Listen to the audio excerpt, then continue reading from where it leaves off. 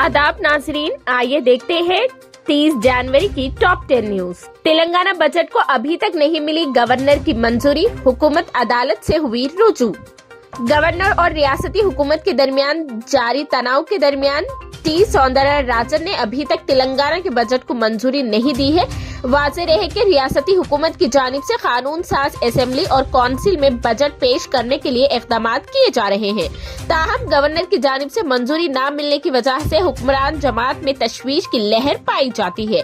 तेलंगाना हुकूमत ने इस मसले को अदालत से रुजू किया है।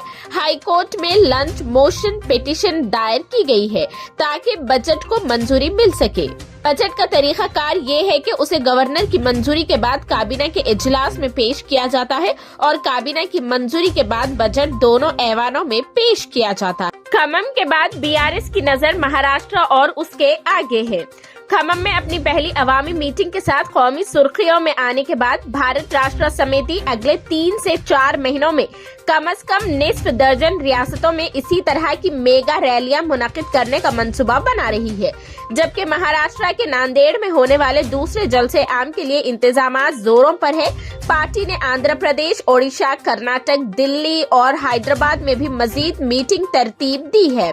मजीद रियासतों में बीआरएस की सरगर्मियों को तेज रफ्तारी से आगे बढ़ाते हुए पार्टी क़यादत ने इस माह पहले ही 2 जलसों का ऐलान किया है। एक 5 फरवरी को नांदेड़ में और दूसरा 17 फरवरी को हैदराबाद के परेड ग्राउंड में। बजट इजलास के फौरी